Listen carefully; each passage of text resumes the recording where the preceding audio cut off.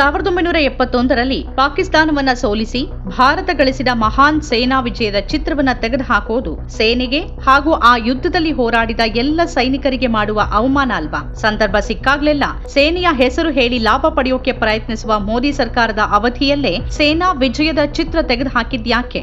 ಸೇನಾ ಮುಖ್ಯಸ್ಥರ ಕಚೇರಿಯಿಂದ ದೇಶದ ಸೇನೆಗೆ ಸಿಕ್ಕಿದ ಐತಿಹಾಸಿಕ ಗೆಲುವಿನ ಚಿತ್ರ ತೆಗೆದು ಧಾರ್ಮಿಕ ಗ್ರಂಥ ಪ್ರೇರಿತ ಕಲಾಕೃತಿ ಹಾಕಿದ್ದು ಯಾವ ಉದ್ದೇಶದಿಂದ?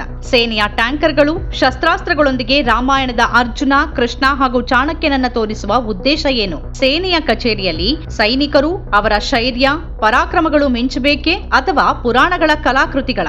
ಬಾಂಗ್ಲಾದೇಶ ಯುದ್ಧದ ಸಂದರ್ಭದಲ್ಲಿ ಪಾಕಿಸ್ತಾನ ಭಾರತಕ್ಕೆ ಶರಣಾದ ಐತಿಹಾಸಿಕ ಯುದ್ಧದ ಚಿತ್ರವನ್ನ ದಿಲ್ಲಿಯ ಸೌತ್ ಬ್ಲಾಕ್ನಲ್ಲಿರುವ ಸೇನೆಯ ಮುಖ್ಯಸ್ಥರ ಲಾಂಜ್ನಿಂದ ಸ್ಥಳಾಂತರಿಸಿರುವ ವಿರುದ್ಧ ವ್ಯಾಪಕ ಆಕ್ರೋಶ ವ್ಯಕ್ತವಾಗಿದೆ. ಹಲವು ನಿವೃತ್ತ ಯೋಧರು ಮತ್ತು ಪ್ರಿಯಾಂಕಾ ಗಾಂಧಿ ಸೇರಿದಂತೆ ಕಾಂಗ್ರೆಸ್ ಮುಖಂಡರು ಈ ಸ್ಥಳಾಂತರವನ್ನ ವಿರೋಧಿಸಿದ್ದಾರೆ. ಅದರ ಬೆನ್ನಿಗೆ ಈ ಆಕರ್ಷಕ ಚಿತ್ರ ದೆಹಲಿ ಕಂಟೋನ್ಮೆಂಟ್ನ ಮಾಣಿಕ್ ಶಾ ಸೆಂಟರ್ನಲ್ಲಿ ಸೂಕ್ತ ಜಾಗವನ್ನ ಅಲಂಕರಿಸಲಿದೆ ಅಂತ ಸೇನೆ ಸ್ಪಷ್ಟಪಡಿಸಿದೆ. ಕೆಲ ದಿನಗಳ ಹಿಂದೆ ಇದನ್ನ ಸ್ಥಳಾಂತರಿಸಲಾಗಿದ್ದು, ಇದರ ಬದಲು ಪೂರ್ವ ಲಡಾಖ್ ಮತ್ತು ಹಿಮಚ್ಛಾದಿತ ಪರ್ವತಗಳ ನಡುವಿನ ಪಂಗಾಂಗ್ ತ್ಸೋ ಪ್ರದೇಶದಲ್ಲಿ ಅರ್ಜುನನ ಜೊತೆಗೆ ಕೃಷ್ಣ ರಥದಲ್ಲಿರುವ ಮತ್ತು ಗರುಡ ಹಾಗೂ ಚಾಣಕ್ಯ ಆಧುನಿಕ ಟ್ಯಾಂಕ್, ರಾಕೆಟ್ ಲಾಂಚರ್ಗಳು ಮತ್ತು ದಾಳಿ ಹೆಲಿಕಾಪ್ಟರ್ಗಳೊಂದಿಗೆ ಇರುವ ಕರ್ಮಕ್ಷೇತ್ರ ಎಂಬ ಚಿತ್ರವನ್ನ ಅಳವಡಿಸಲಾಗಿದೆ. 1971ರ ಬಾಂಗ್ಲಾದೇಶದ ಯುದ್ಧದಲ್ಲಿ ಪಾಕಿಸ್ತಾನಿ ಸೇನೆಯ ಸೋಲನ್ನ ಸೂಚಿಸುವ ವಿಜಯ್ ದಿವಸ್ ಸಂದರ್ಭದಲ್ಲಿ ಸರ್ಕಾರ ಇತಿಹಾಸವನ್ನ ಪುನಃ ಬರೆಯೋಕೆ ಪ್ರಯತ್ನಿಸುತ್ತಿದೆ ಅಂತ ಆರೋಪಿಸಿ ಪ್ರತಿಪಕ್ಷಗಳು ಸೋಮವಾರ ಲೋಕಸಭೆಯಿಂದ ವಾಕೌಟ್ ನಡೆಸಿದ್ವು. ವಯನಾಡ್ ಕಾಂಗ್ರೆಸ್ ಸಂಸದೆ ಪ್ರಿಯಾಂಕಾ ಗಾಂಧಿ ವಾದ್ರಾ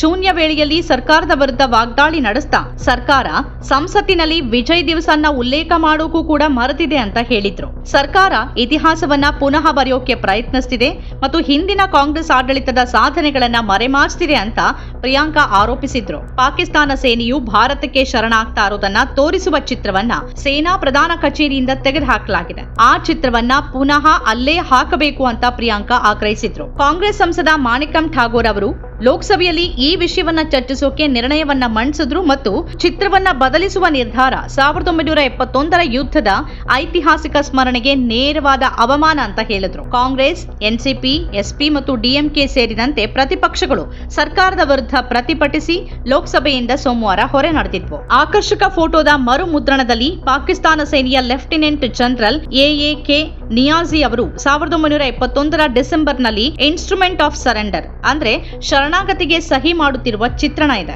ಅವರ ಪಕ್ಕದಲ್ಲಿ ಭಾರತ ಸೇನೆಯ ಲೆಫ್ಟಿನೆಂಟ್ ಜನರಲ್ ಜಗಜೀತ್ ಸಿಂಗ್ ಅರೋರಾ ಮತ್ತು ಇತರರು ನಿಂತಿದ್ರು. ಈ ಚಿತ್ರ ಸೇನಾ ಮುಖ್ಯಸ್ಥರು ಇಲ್ಲಿಗೆ ಭೇಟಿ ನೀಡುವ ಗಣ್ಯರನ್ನ ಭೇಟಿ ಮಾಡುವ ಲಾಂಜ್ ಅನ್ನ ಹಲವು ವರ್ಷಗಳಿಂದ ಅಲಂಕರಿಸಿತ್ತು. ಕೆಲ ದಿನಗಳ ಹಿಂದೆ ಇದನ್ನ ಸ್ಥಳಾಂತರಿಸಲಾಗಿದ್ದು, ಇದರ ಬದಲು ಪೂರ್ವ ಲಡಾಖ್ ಮತ್ತು ಹಿಮಚ್ಛಾದಿತ ಪರ್ವತಗಳ ನಡುವಿನ ಪಂಗಾಂಗ್ ತ್ಸೋ ಪ್ರದೇಶದಲ್ಲಿ ಅರ್ಜುನನ ಜೊತೆಗೆ ಕೃಷ್ಣ ರಥದಲ್ಲಿರುವ ಮತ್ತು ಗರುಡ ಹಾಗೂ ಚಾಣಕ್ಯ ಆಧುನಿಕ ಟ್ಯಾಂಕ್, ರಾಕೆಟ್ ಲಾಂಚರ್ಗಳು ಮತ್ತು ದಾಳಿ ಹೆಲಿಕಾಪ್ಟರ್ಗಳೊಂದಿಗೆ ಇರುವ ಕರ್ಮಕ್ಷೇತ್ರ ಎಂಬ ಚಿತ್ರವನ್ನ ಅಳವಡಿಸಲಾಗಿದೆ. ಆಧುನಿಕ ಚಿತ್ರ ಸೇನೆಯ ಧರ್ಮರಕ್ಷಕ ಮತ್ತು ಮಹಾಭಾರತದ ಬೋಧನೆಯಿಂದ ಪ್ರೇರಿತವಾದ ಸದಾಚಾರದ ಅಪರಿಮಿತ ಬದ್ಧತೆಯನ್ನ ಮತ್ತು ಚಾಣಕ್ಯನ ಕಾರ್ಯತಂತ್ರ ಹಾಗೂ ತತ್ವಶಾಸ್ತ್ರದ ಜ್ಞಾನದಿಂದ ಪ್ರೇರೇಪಿಸಲ್ಪಟ್ಟು ಸಮಗ್ರ ತಂತ್ರಜ್ಞಾನವಾಗಿ ಅತ್ಯಾಧುನಿಕ ಪಡೆ ಅನ್ನೋದನ್ನ ಬಿಂಬಿಸುತ್ತೆ ಅಂತ ಅಧಿಕಾರಿಗಳು ಹೇಳಿದ್ದಾರೆ. ಹಲವು ಮಂದಿ ಮಾಜಿ ಯೋಧರು ಈ ಕ್ರಮವನ್ನ ಖಂಡಿಸಿದ್ದು, ಇದು ಸೇನೆಯ ಇತಿಹಾಸದ ಮೇಲಿನ ದಾಳಿ ಹಾಗೂ 1971ರ ಯುದ್ಧ ವೀರರಿಗೆ ಮಾಡಿದ ದೊಡ್ಡ ಅವಮಾನ ಅಂತ ಆಕ್ರೋಶ ವ್ಯಕ್ತಪಡಿಸಿದ್ದಾರೆ. ಸಾಮಾಜಿಕ ಮಾಧ್ಯಮ ಪ್ಲಾಟ್ಫಾರ್ಮ್ ಎಕ್ಸ್ ನಲ್ಲಿನ ಪೋಸ್ಟ್ ನಲ್ಲಿ